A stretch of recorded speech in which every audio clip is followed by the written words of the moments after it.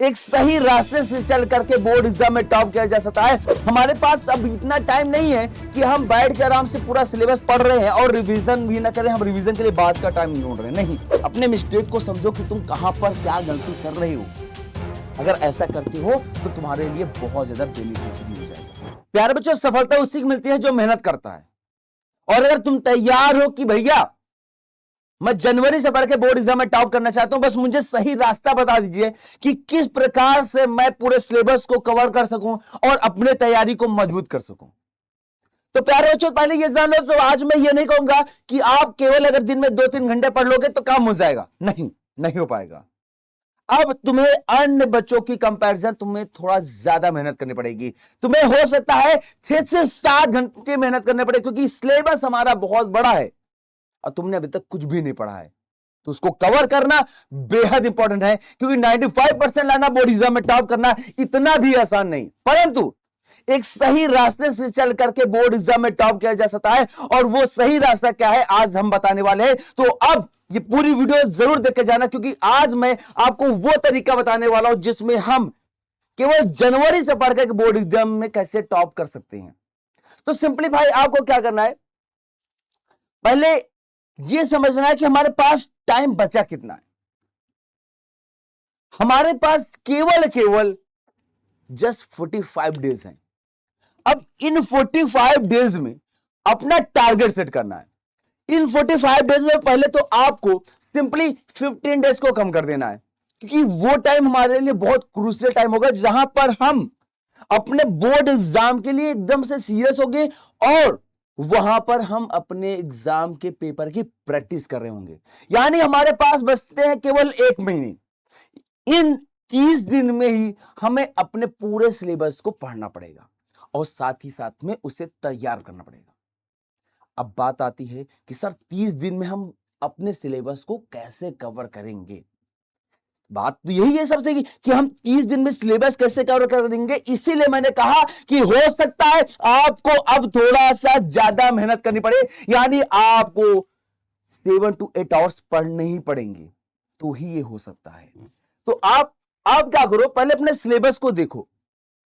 उस सिलेबस में कौन कौन से मोस्ट इंपॉर्टेंट टॉपिक हैं, क्योंकि हर एक सब्जेक्ट में होता यह है कि कुछ ऐसे टॉपिक्स होते हैं जो बार बार आते हैं, लिटरली बार बार आते हैं, यानी ज्यादा आने वाले क्वेश्चंस, फिर कभी कभी पूछे जाने वाले, और कुछ क्वेश्चंस होते हैं जो रेयर केस में पूछे जाते हैं।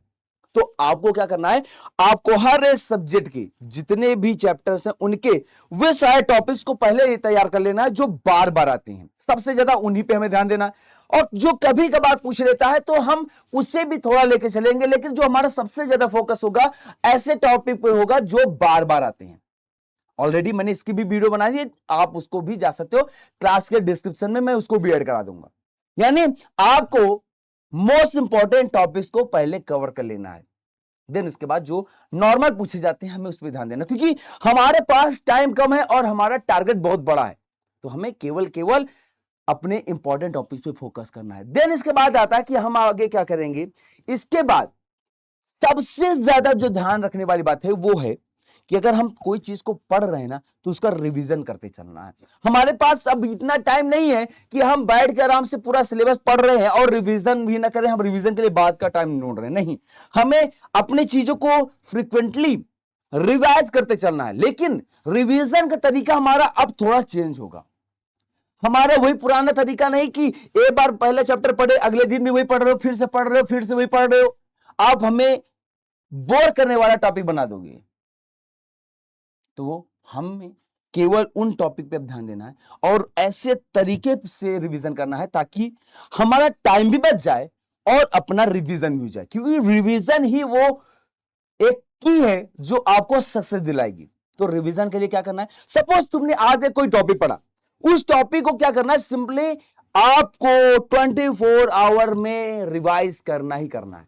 आज तुमने टॉपिक पढ़ा, 24 घंटे के अंदर उसे तुम्हें रिवाइज करना है, क्योंकि अगर तुम उसे तुरंत रिवाइज नहीं करोगे तो समझ लो कि लगभग 40% तुम पूरा भूल जाओगे।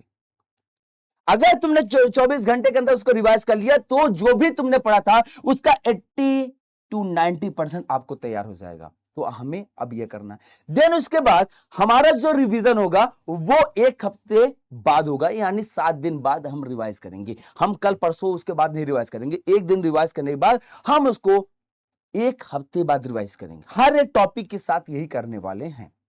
और स्टार्टिंग में हमें केवल उन सारे टॉपिक्स को ही पढ़ना है जो बोर्ड एग्जाम में बार बार आते हैं। ये नहीं कि हम उन सारे टॉपिक्स को भी पढ़ने लगे जो बोर्ड एग्जाम में नहीं आते या फिर कभी कभार पूछ जाते हैं। हम उसको अगर तैयार करेंगे तो कुछ दिन पहले बोर्ड एग्जाम से एक बार देखेंगे, हमारा सबसे ज्यादा जो फोकस होगा सबसे इंपॉर्टेंट वाले में होगा, ताकि हम उसको अच्छे से तैयार कर लें और अपने जो कॉन्फिडेंस है उसको बढ़ा लें। क्योंकि अगर हमारा जो कॉन्फिडेंस है ना उसका हाई होना बहुत ज्यादा इंपॉर्टेंट है। क्योंकि अगर हम ऐसे टॉपिक पे गए जो बोर्ड एग्जाम में कम आता है तो हो सकता है कि हमारा जो कॉन्फिडेंस है वो भी डाउन होता चला जाए। बात क्लियर? अब अपने कॉन्फिडेंस को बूस्ट भी हम कैसे करेंगे? तो कॉन्फिडेंस को बूस्ट करने के लिए ना हम बीच बीच में कुछ टेस्ट देंगे। टेस्ट कैसे देंगे? कि हम अनसॉल्व को सॉल्व करेंगे। अनसॉल्व का पेपर सॉल्व करके देखेंगे कि हमारी तैयारी कितनी मजबूत हुई है। हम 3.25 घंटा बैठेंगे और इसकी तैयारी करेंगे। इससे क्या होगा कि हमें यह पता चलेगा कि हमारा कितना तैयार हो चुका है। अगर आप नहीं कर पा रहे हो तो बेटा हमारा संभव बैच भी है, संभव बैच, वहां पर भी फ्रीक्वेंटली पेपर कराए जा रहे हैं और वो पेपर कराए जा रहे हैं जो बोर्ड एग्जाम में आने वाले हैं। तो इससे और आपको बेनिफिट ये हो सकता है कि आपका जो कॉन्फिडेंस है लिटरली और ज्यादा अच्छा हो जाएगा। इस बात का ध्यान रखना। तो अगर हो सके तो संभव बैच में जरूर जुड़ जाना, जहां पर हर सब्जेक्ट के 5 बार पेपर कराए जाएंगे। अगर उतना भी तुम कर लेते हो तो भी ये जान लो तुम्हें घर में ज्यादा टाइम देने की जरूरत नहीं, बस यहां पर होगे तो भी आपकी तैयारी अच्छी खासी हो जाएगी। इसका तो मैं वादा करता हूं। देन इसके बाद हम क्या करेंगे? अगर आप नहीं जुड़े हो तो इसके बाद आप अपना काम कैसे करोगे और कैसी चीजों को ध्यान देना है। तो भैया मॉक टेस्ट मैंने बता दिया है। हफ्ते में 1 दिन पूरा सिलेबस का छोटा सा टेस्ट हमें पेपर सॉल्व करना है। अपना स्कोर खुद लिखो और अगले हफ्ते उससे बीट करो। यानी तुमने पेपर सॉल्व किया और तुम्हें लगा कि यार इस समय मेरा मार्क्स अराउंड इतना आएगा, फिर क्या करो कि अगले हफ्ते के लिए ट्राई करो कि अगले हफ्ते जो मेरे मार्क्स होंगे वो इससे कहीं ज्यादा ही होंगे। अब इसके लिए तुम्हें फिर से अपनी तैयारी को थोड़ा सा मजबूत करना है। दूसरी बात, उसमें तुमने क्या क्या मिस्टेक की है उसको भी तुम्हें एनालाइज करना है। अपने मिस्टेक को समझो कि तुम कहां पर क्या गलती कर रहे हो। अगर ऐसा करते हो तो तुम्हारे लिए बहुत ज्यादा बेनिफिशियरी हो जाएगा। ये बहुत शॉर्ट में मैं सारी चीजें बता रहा हूं जो आपको सही तरीके से बोर्ड एग्जाम की तैयारी कराएगा। अब हमारे पास बहुत ज्यादा समय नहीं है। अगर अब चाह रहे हो वाकई में तुम्हें अब बोर्ड एग्जाम में टॉप करना ना, तो केवल यही एक तरीका है जिससे तुम फॉलो करके बोर्ड एग्जाम में टॉप कर सकती हो।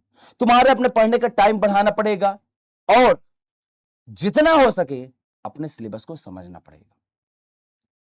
तो प्यारे बच्चों, अगर तुम अपना सपना पूरा करना चाह रहे हो तो बस आज ही अभी इसी वक्त निर्णय लो कि भैया आज से मैं यही तरीके से पढ़ाई करूंगा, यही तरीका फॉलो करूंगा। और मैं वादा करता हूं अगर तुम इस तरीके से पढ़ लेते हो तो बोर्ड एग्जाम में तुम्हें 95% लाने से कोई नहीं रोक सकता। इस बात का मैं वादा करता हूं, इस बात का ध्यान रखना।